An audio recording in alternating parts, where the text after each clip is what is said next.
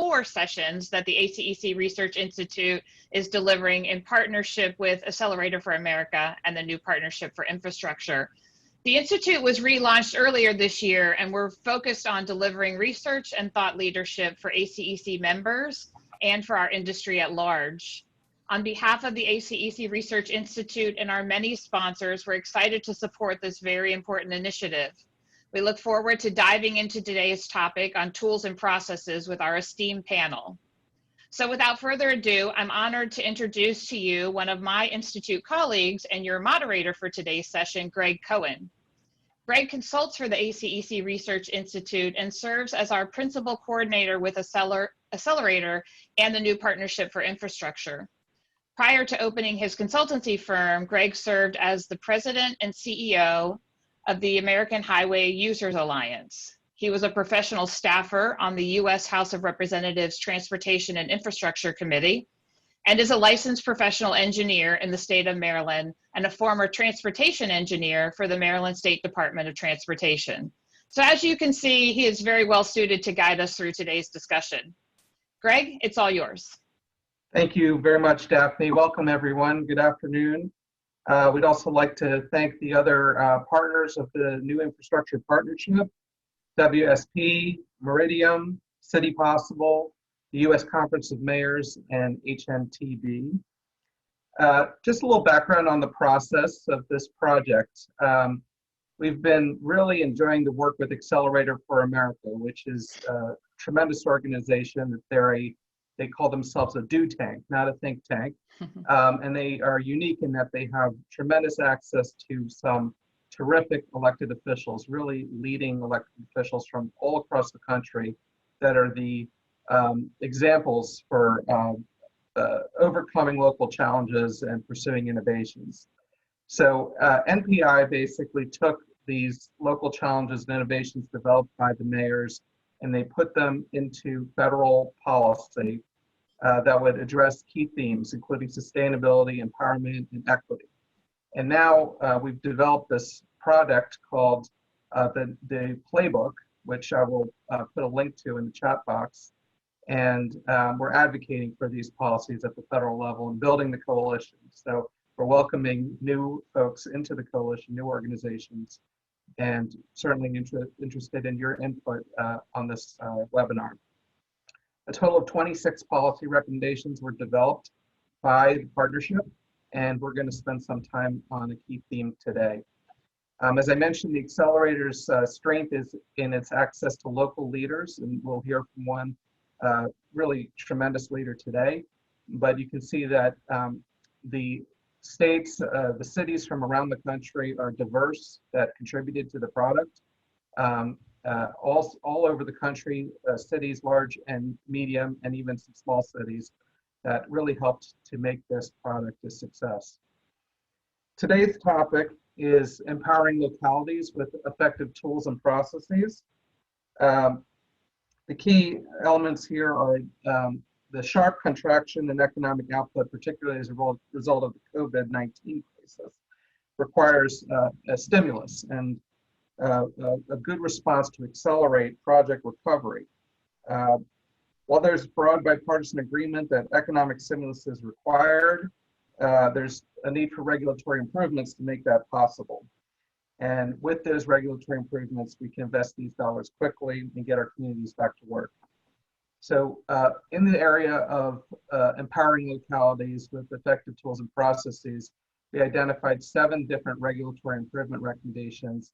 And today, our panelists are going to focus on 3 of these. But I do encourage everyone who is on this call to read the entire list of recommendations.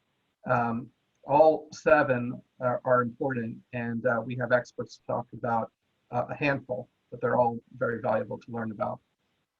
And now I'm delighted to introduce what I would say is our keynote speaker. No pressure. It's not going to be maybe a keynote the way an in-person meeting might be, but we're really delighted to have the Honorable Nan Whaley, who's the mayor of Dayton, Ohio, join us today. Her career is distinguished by her commitment to public service, civic involvement, and interest in local government. She was elected as the youngest woman ever chosen for a commission seat, and then as mayor by double-digit margins in 2013. As mayor, she's focused on community development, manufacturing, and women and children's issues. But beyond just being mayor of one city, her national voice is very impressive. She is a national leader. She's vice president of the U.S. Conference of Mayors. She's the chair of the International Committee for the conference. She's also on the founding board of the Ohio Mayors Alliance. And she's been committed to the political process in local, state, and national elections. She currently serves as second vice president of the National Conference of Democratic Mayors and is a 4-time delegate to the DNC. So with that, we're very pleased to have Mayor Whaley. Greg, thank you for that nice introduction, and it's great to be with ACEC virtually. I think this partnership that we have, Accelerator for America with ACEC, to really talk about what is one of Mayor's favorite discussions across the country, which is infrastructure. I think we probably use the word infrastructure almost as much as engineers do, but it is something that we get excited thinking about how we can really redesign and think about the future of our communities, everything from our transit situations, roads, bridges, but also the very sexy work of even sewer and waterways, and then different ways of broadband and other aerospace opportunities as well. So it's a pleasure to be here, and I'm very excited about just how much engagement and discussion has been around our playbook as we've continued to think of ways that we can really get solutions from the ground up, ideas that have been come locally up to nationally, and then translate national help down locally. And this is something that, as a mid-sized mayor in the middle of the country, I think is really, really important. Too often we see federal ideas sometimes that don't translate to the smaller communities, or maybe they'll work for the big 10 cities across the country. But we have to remember that most people are using infrastructure in places like Dayton, Ohio. And so how can we translate the work of national infrastructure projects that absolutely need federal help and federal support, and even state help and state support? How can we really transition that so it can get the most leverage locally to our communities? And so I'm really excited for this panel discussion about some of the recommendations that we've made in the playbook. I want to talk just about a couple of them that are really near and dear to my heart as we think about infrastructure. Number one, I think as we're in this time of COVID and we've all learned to use Zoom better than we ever thought before, we recognize that we have a really uneven system when it comes to the infrastructure of broadband reliance.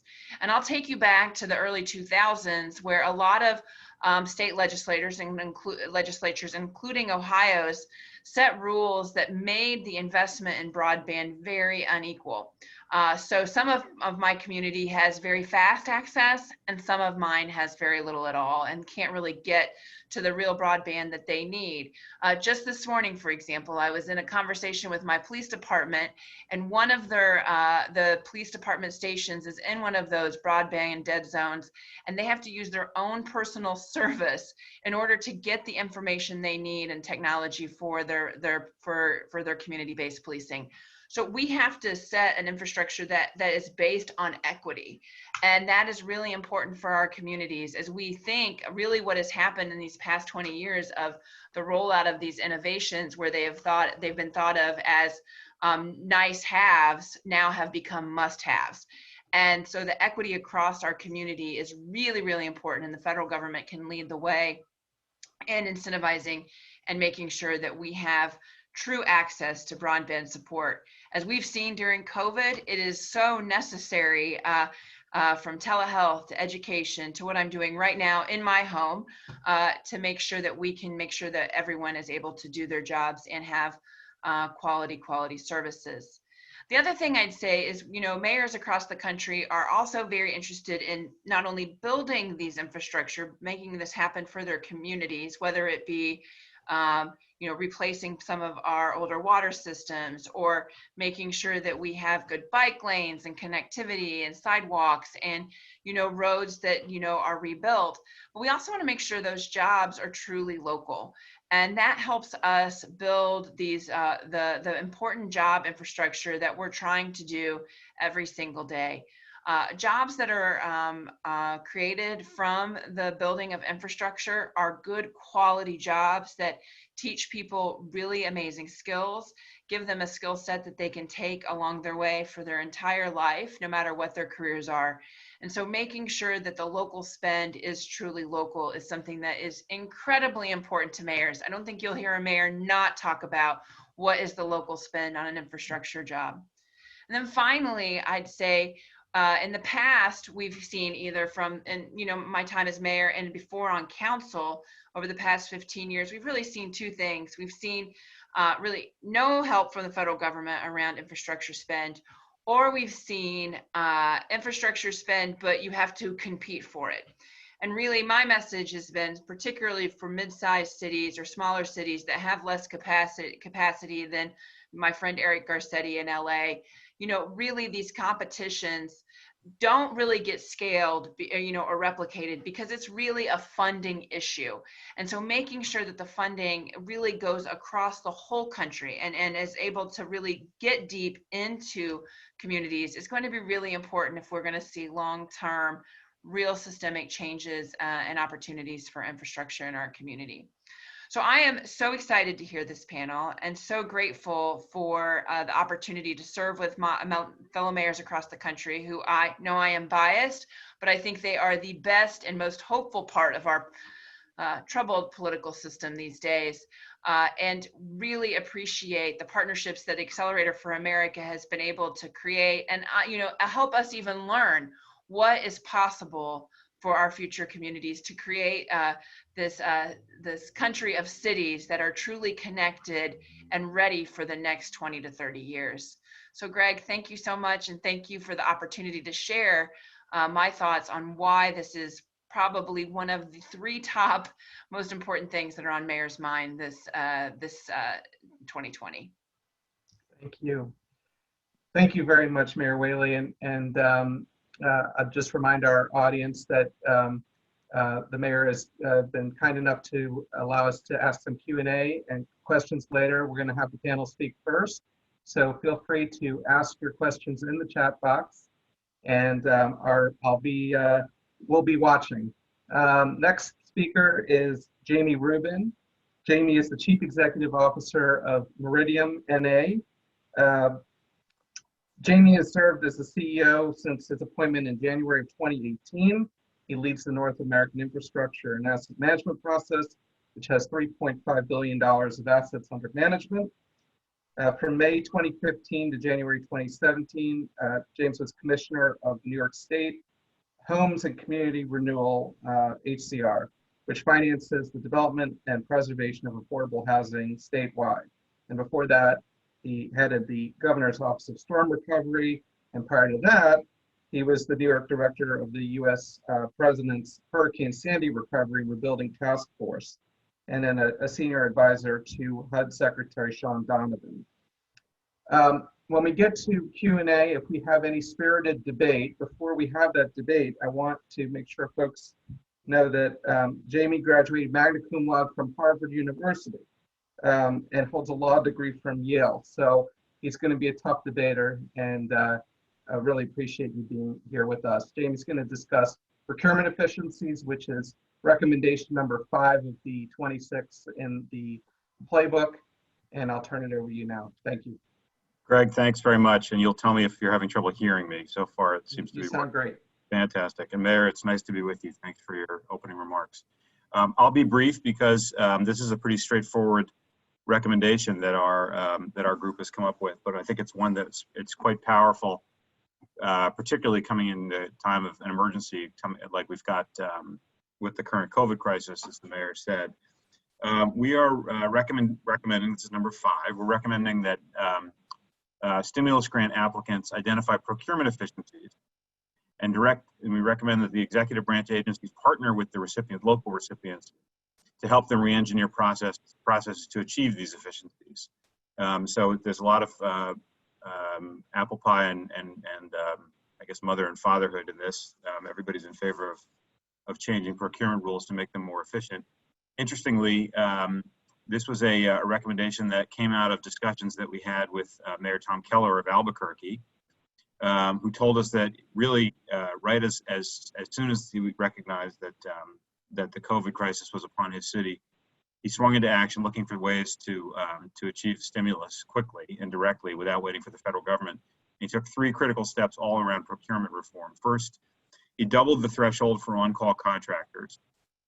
Second, he cut all of his procurement timelines in half, which anybody, I'm sure the Mayor Whaley can relate, is a powerful tool. He cut 30 days to bid to 15 days and took some other important steps along similar lines.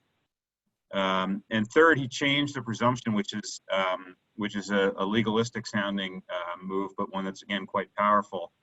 Before he made this move, major projects above a certain threshold had to go through a public RFP to the council approval.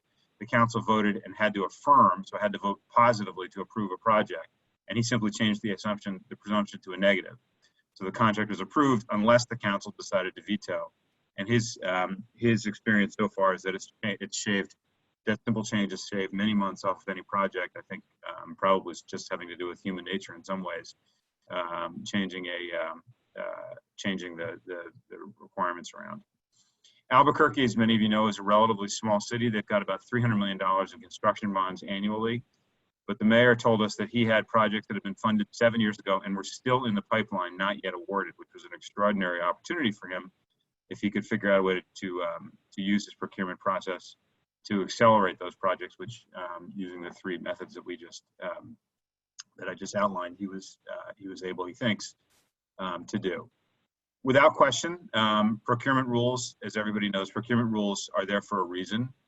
They originate sometimes in anti-corruption measures or in simply a desire to be transparent and encourage competitiveness and optimize pricing in other terms when you're looking for contractors. So you have to be careful when you make dramatic procurement changes.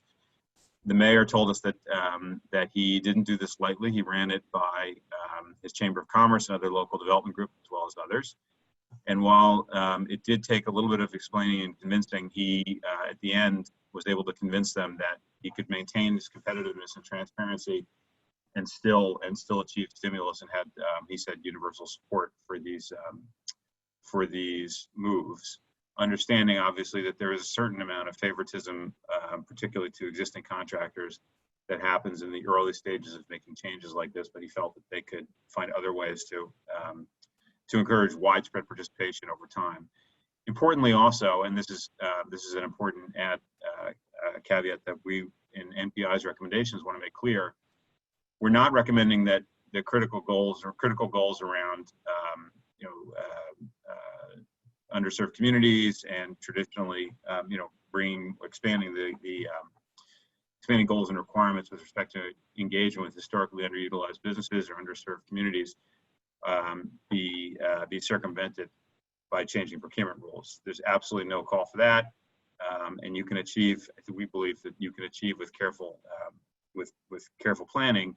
You can do what we think the mayor of Albuquerque has done, which is achieve your desired acceleration and stimulus, while still maintaining a commitment to broad-based competitiveness and inclusion.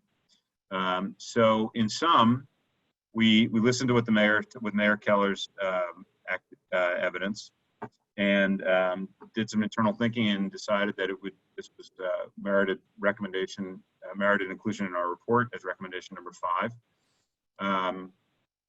And so we recommend that in awarding federal stimulus grants going forward, federal agencies encourage their local recipients to accelerate procurement schedules and accelerate project delivery in an effort to put dollars in the ground more quickly. Great, thank you, Jamie. Sure. All right. Next up, we have Manisha Patel, who's Vice President of WSP USA, running the environmental policy practice. Manisha has over 3 decades, or nearly 3 decades, of experience, which means she started probably at 10 years old. As a nationally recognized expert, she advises clients on how to best position their infrastructure projects for accelerated environmental review and permitting. She's mastered NEPA and has acumen for solving complex multi-jurisdictional problems, including working with a broad range of stakeholders, which has yielded a lot of good, lasting solutions. Prior to joining WSP, she served as Deputy General Counsel for the White House CEQ and served also as the Deputy Associate Director for Regulatory Policy at CEQ. Her accomplishments are impressive. They include the development of federal rules, executive orders, presidential memoranda addressing clean air, clean water, infrastructure permitting, conservation, sustainability, flood risk management, public lands management, and regulatory processes. Ms. Patel is a graduate of Northwestern University and the Georgetown University Law Center. So I'll turn it over to Manisha now. Thanks, Greg. I really appreciate that. And again, want to thank you and Daphne and the rest of the ACEC Research Institute and the Accelerator for America for this opportunity, and just reiterate how much of an honor it is to be here on this panel with Mayor Whaley and Jamie and Andy. I too am very much looking forward to the discussion. I think you will probably get, by the time each of us is done with our spiel, you will see these are issues that are important to each of us and that we're each passionate about. And I think the way we advance the ball on a lot of these topics is to have these kinds of discussions. So again, thanks for the opportunity.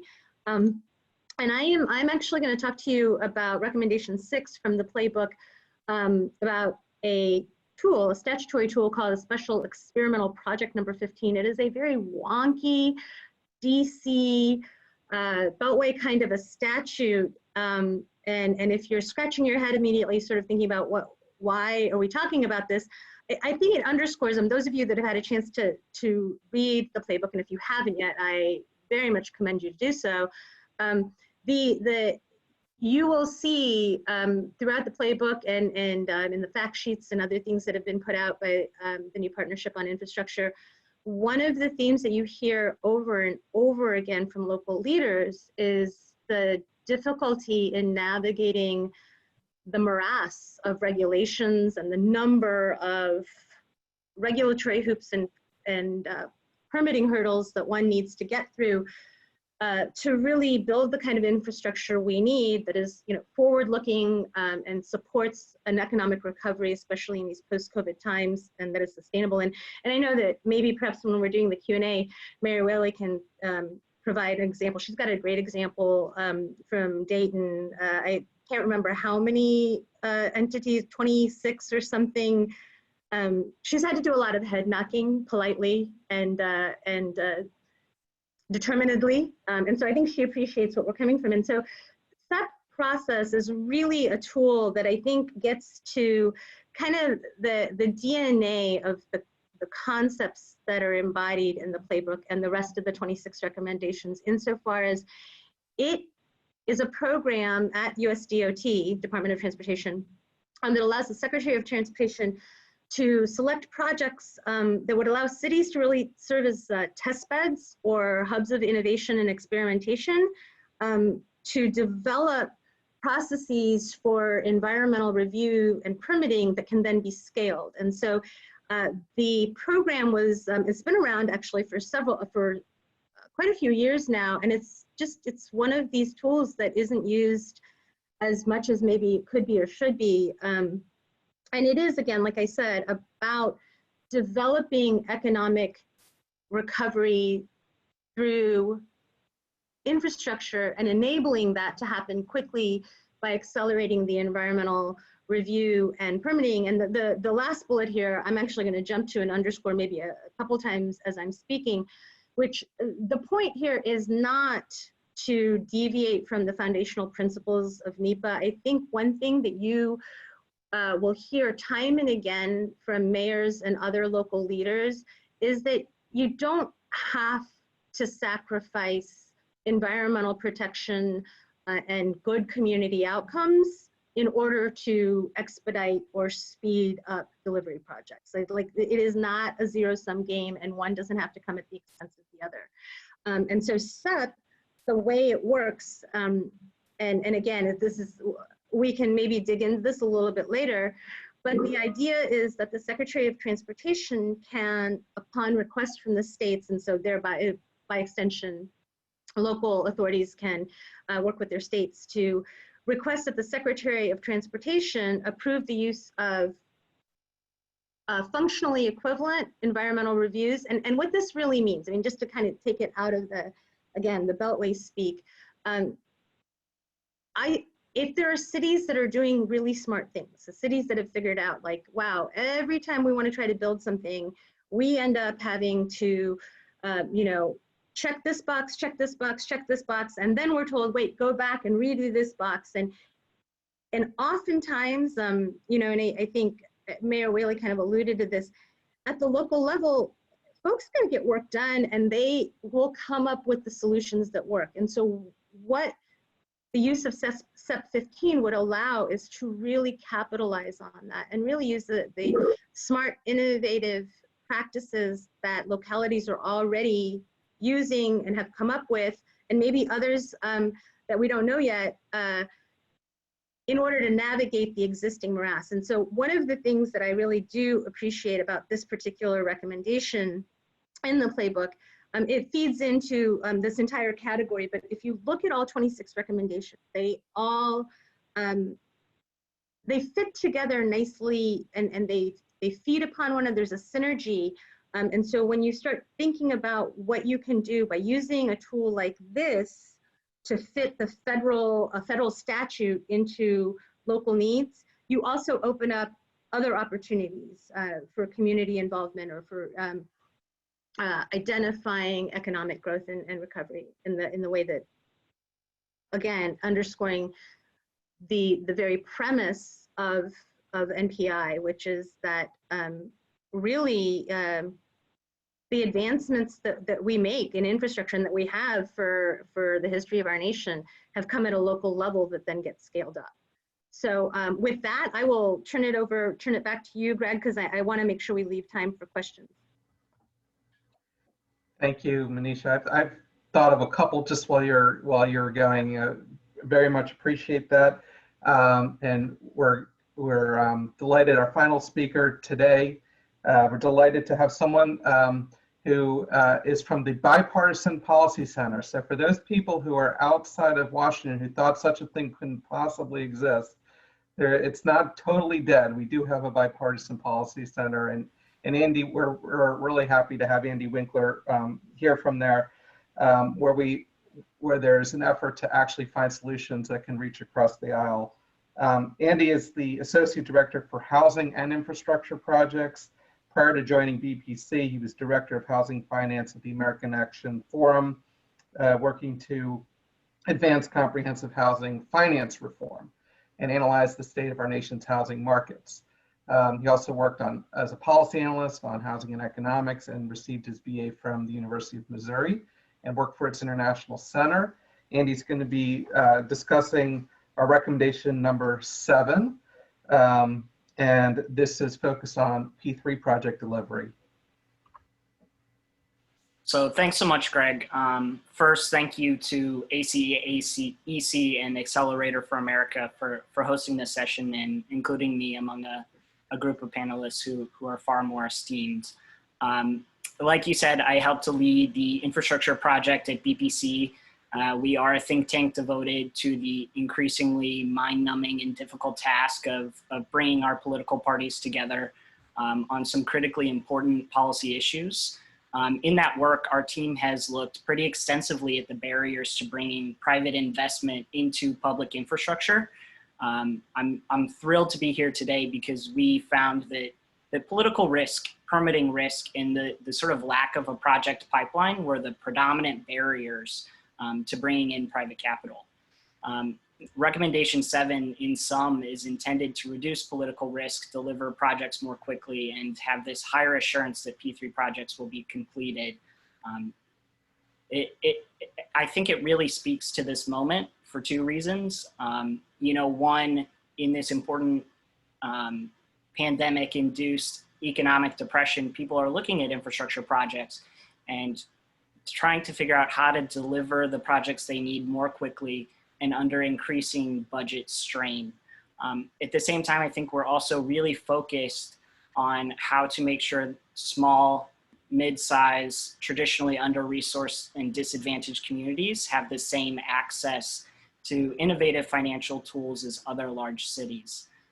So I think this recommendation is really intended to provide some of those mechanisms through federal programs like the Build America Bureau, which already does a fantastic job in providing technical assistance, but could do much more.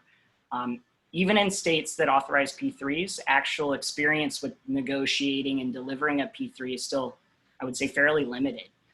Staff with expertise in traditional procurement and project management aren't always familiar with the structure of P3s, and agencies that review and issue permits for these projects sometimes question the approach. This creates just this sort of inertia among public agencies, leading them to continue to use what are often the most familiar conventional methods for delivering projects without ever exploring alternatives that could save time, save money. And with so many state and local government agencies under severe financial strain as a result of the pandemic and its attendant economic impacts, I think it's so important that traditionally under-resourced communities have the support they need from our federal government to access innovative financial tools. I would also say there's a great deal of bipartisan support for federal technical assistance programs. We've seen that before in programs like USDA's longstanding Circuit Rider program, if you're familiar with water infrastructure. We've talked about at BPC ways to second federal agency staff to local governments to try to help build up that technical expertise, because at the end of the day, a P3 is a contract. It's a contract where both parties need to come together with expertise and experience and be on a level playing field to achieve the best outcome for everybody. We can turn it to Jamie during the discussion, but to achieve that optimal allocation of risk that is so fundamental to a P3, you need to have both sides of the table, the public agency, the private partner, to be on the same playing field. The federal government can play a really important role in that regard in trying to build up capacity at the state and local levels to do P3s, to pursue innovative projects, and even to pursue innovative deliveries, bundling projects, things like that, maybe it doesn't have a private finance component, but it does have an innovative delivery method. So I'm really thrilled by this recommendation and the work overall that the playbook has achieved. I think all of them, no matter the outcome in the election, all possible scenarios, these have a lot of political credibility and I think are worth considering.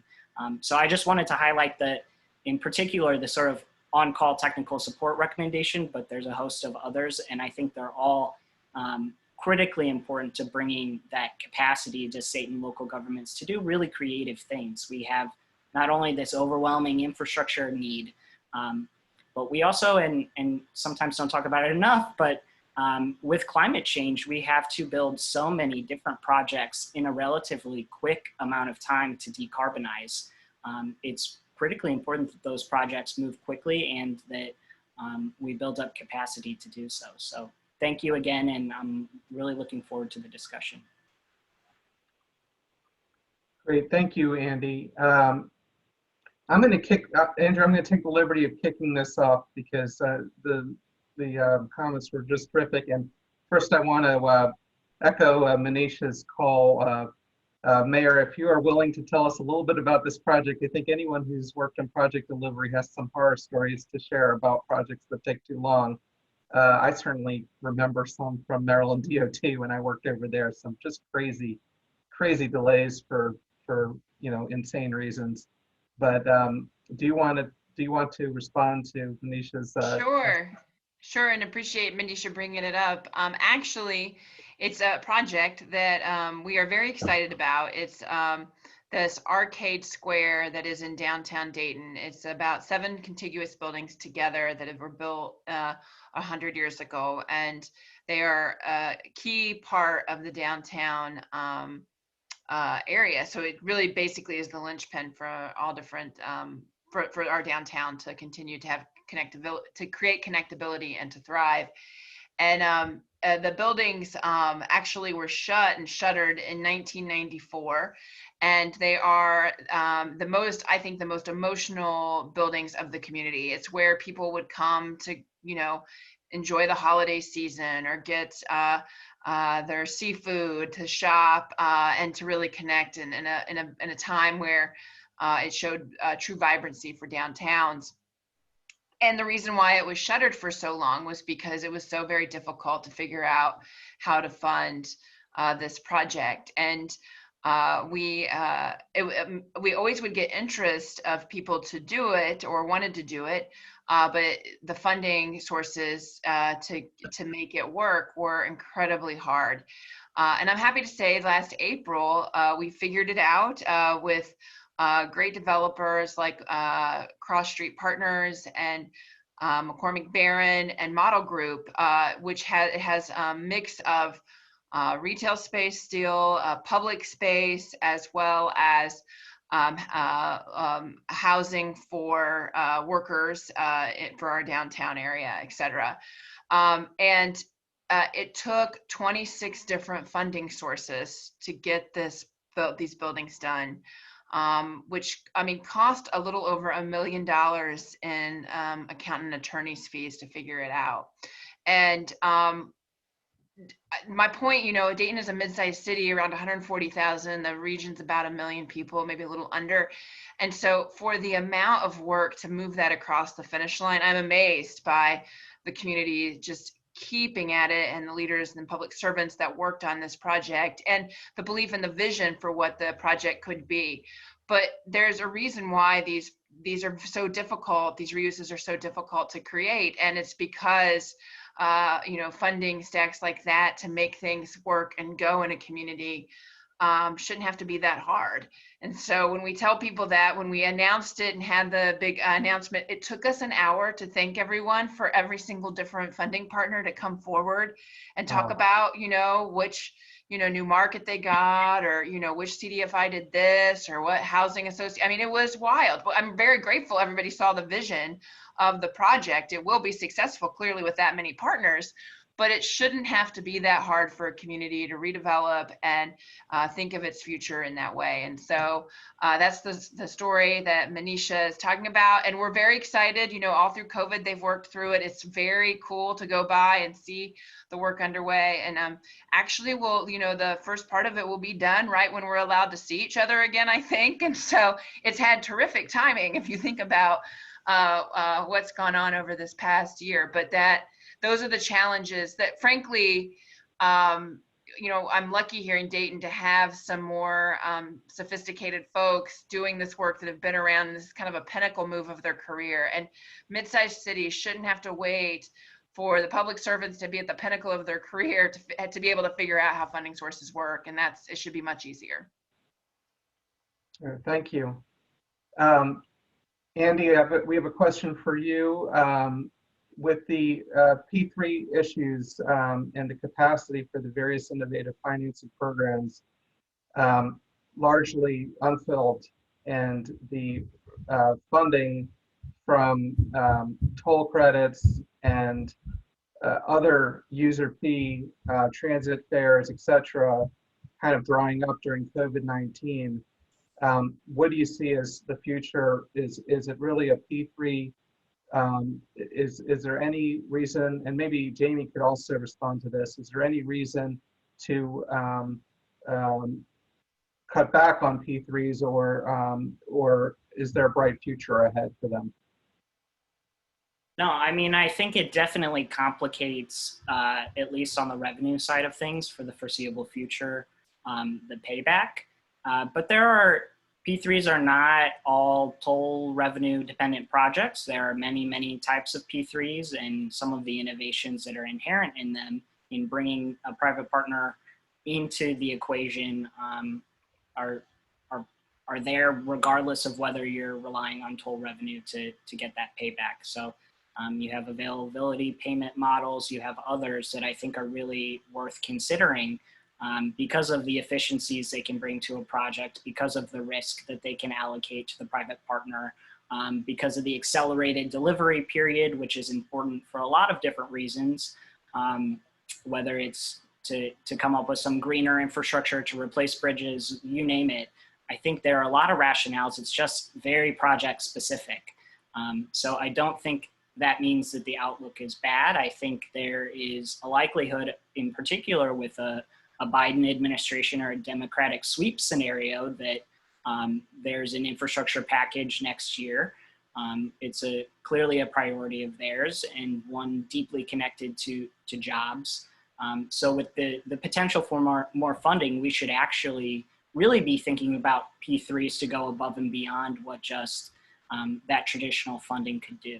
So I wouldn't give up yet, but I'll turn it over to Jamie. No, I think Andy's, I mean, it's well put. I don't really have too much to add. The mistake that people make, one mistake that people make when they're thinking about P3s is imagining that that a P3 is the solution to a funding problem. It's really not. Building a piece of infrastructure costs money however you pay for it, whether it's private capital or public capital or some mix of both, or anything else. What a P3 really is, an alternative delivery mechanism. And it has like anything else, it has its strengths and its weaknesses. It fits well certain circumstances, certain kinds of projects, and certain kinds of goals, and may fit less well others. Our view, and I've worked for a firm that's done this almost 80 times around the world in all kinds of environments successfully, almost always successfully, is that P3s are well suited where you have a relatively complex project with an identifiable revenue stream for sure, but there's lots of sources of revenue, and that's subject to optimization through lots of different imposing competition on different parts of the project using innovation or other things that the private sector is very, very good at. Not all projects are that way, but some are, plenty are. It doesn't mean that it's free to the public sector or to taxpayers. It's just unfortunate, it's not the way the world works. It just means you have to pay for it a different way. So if we have a fiscal problem in the country, if we have use the example that you gave, Greg, if we have a problem for the next few years where there's a revenue shortfall for any number of reasons, that's less obviously a P3 problem than it is just a funding problem. And I think it's why, frankly, a lot of people are looking to the federal government for fiscal stimulus in the short term. It's not to restart the P3 market. It's to restart the American economy. Yeah, and if I could just, I think it's also valuable to recognize that in the P3 process, and I agree 100%, Jamie and Andy have it just right. It's not a new, it is really more about an alternative form of delivery. And in that sense, the timing of the environmental reviews and how those are staged and how those are fit in can be very critical, because oftentimes you may not have private capital that is willing to come to the table until they're sure that you've gotten through all the regulatory hoops, and you can't quite get through all the regulatory hoops until you're sure that you've got enough money to make the project go. And so there's a little bit of chicken and egg, and timing those things is sometimes more of an art than a science. But with that said, I mean, we were talking, the recommendation in the playbook is for SEP 15, which is a very specific authority that the Secretary of Transportation has. But with NEPA, there are a number of other tools for accelerating the reviews, including planning and environment linkages, and the new NEPA regulations that just went into effect on September 14th, which they are under litigation, so we'll see whether they stick and how they stick. But I think there's certainly a lot in those NEPA regs that, as we think about these kinds of initiatives and opportunities, especially from the vantage point of local solutions sort of driving a national template or creating opportunity, you know, if one city has done it, to use Dayton again as an example, a small to mid-sized city that does it well, I don't think I'm going out on a limb here, Mayor, to say mayors watch one another and they hear about these things. And so if one city is successful at something, it gets picked up by others. And so I do think that there, beyond just SEP 15, there's value in thinking about other ways of using NEPA and the regulations to look for opportunities to accelerate, and especially thinking about how to then sync that into the financial processes, because I think that's a link that is can be enigmatic. Great, thank you. And Andrew, I think you have a couple questions. Yeah, and I want to thank again the mayor and Manisha and Andy and Jamie for being on this panel and for being a part of this project throughout. Really, it's been great to work with you all. And I have a kind of question here, following up on Manisha, what you've been talking about, and kind of what we broadly have been, mentioning is, we want project acceleration, but also kind of not, sacrificing, community values and, needs of the community. And I think, when I think about infrastructure in this moment, it not only is, right, jobs, it's climate, it's equity, right? I mean, it touches on all these kind of different, really critical needs here that our country faces. And I think, Manisha, if you could tie in some of kind of what, not just SEP 15, but kind of, environmental review more broadly into issues around environmental justice, right? And how, kind of as we're thinking about, stimulus or economic recovery, that can really be at the forefront of kind of our collective imagination, for communities that not only have been hit hardest by this crisis, but have been hit hardest for decades.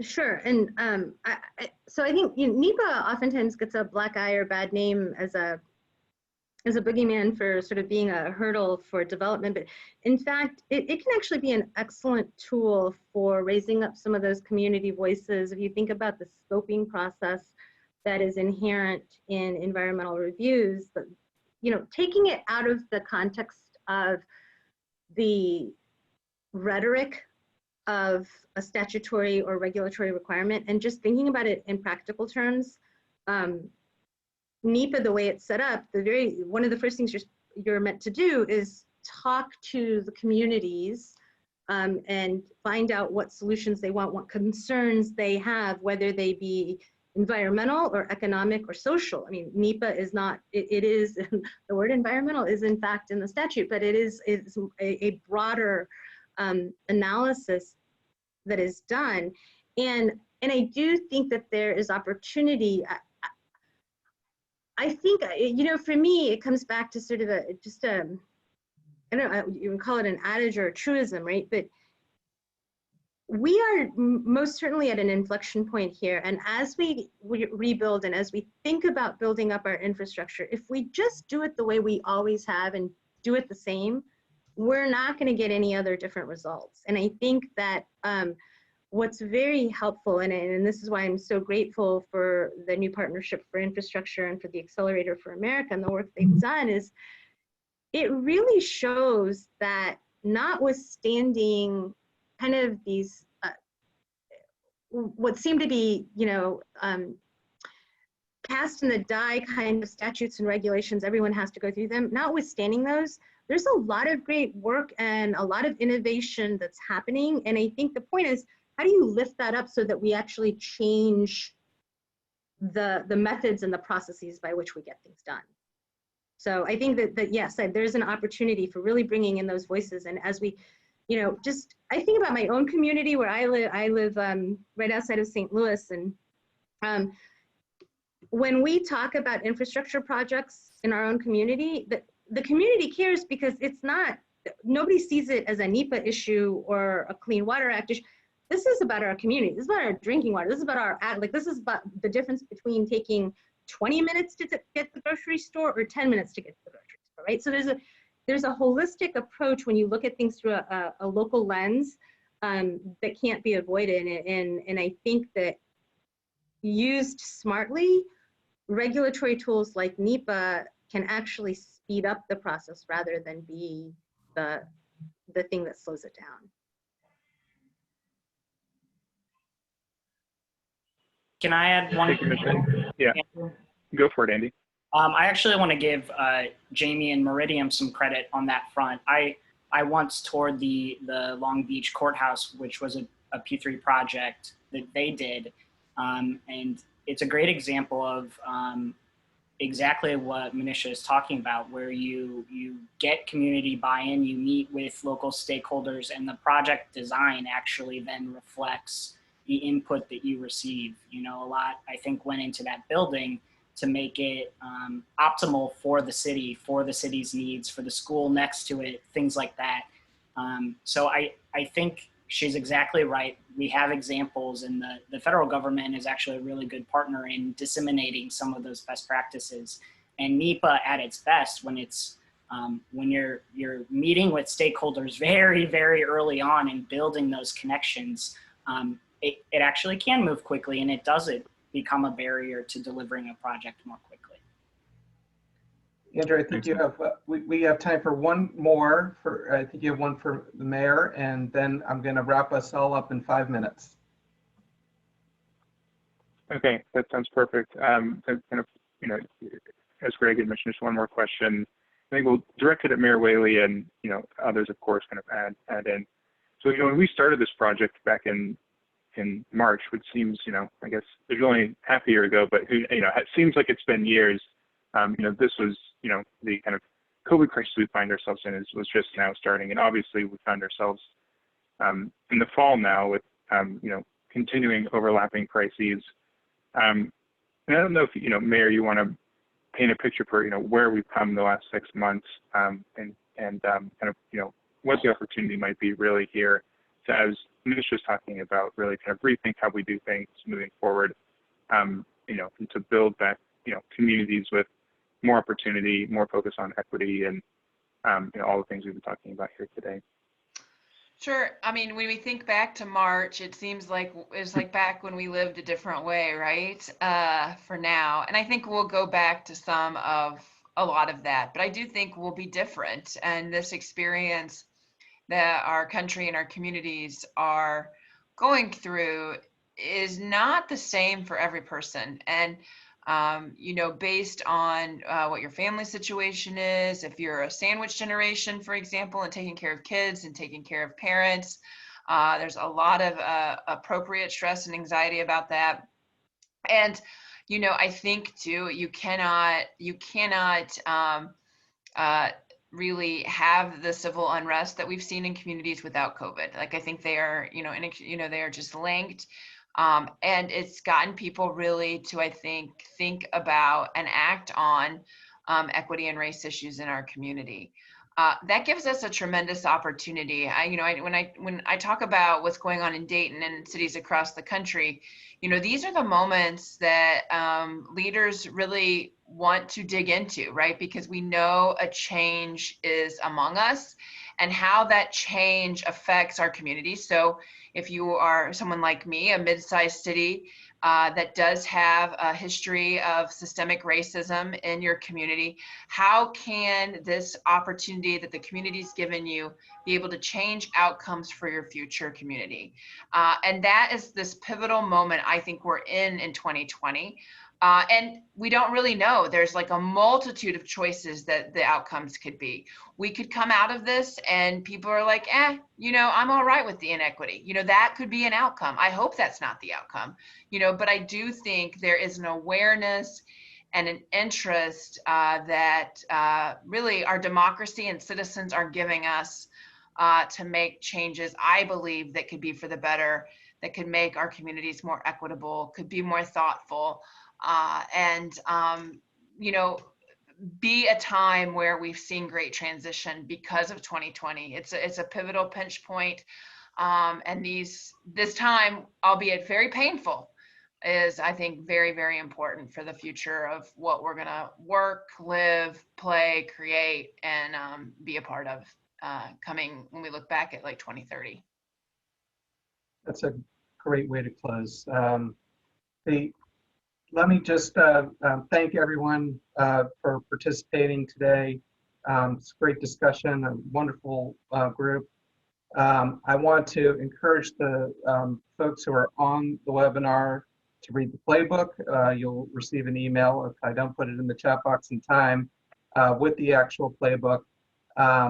Encourage you to weigh in on the recommendations. We are doing so on both COVID-19 relief, which I think it's going to probably looks like it's going to wait till after elections for phase 4 bill. We'll see. And also, of course, reauthorization of the FAST Act. And we encourage you to join with us to work with the federal legislators and policymakers. We have 2 more webinars in the series. They're both going to, again, have fantastic panelists. Encourage you to join us. Next week, we're going to start a half an hour earlier and discuss climate and water infrastructure. And then the following week, we'll be back to the current time and talk about planning and design. You can access the upcoming webinars with the link above, and we'll send that out to you as well. So I want to thank everyone again and really appreciate it. We had great turnout, and we will have a copy of this recorded and available for anyone who wishes to share with their colleagues and friends. Have a great afternoon. Take care. Thanks, Greg. Thank you all. Thanks, everybody. Thank you. Thank you.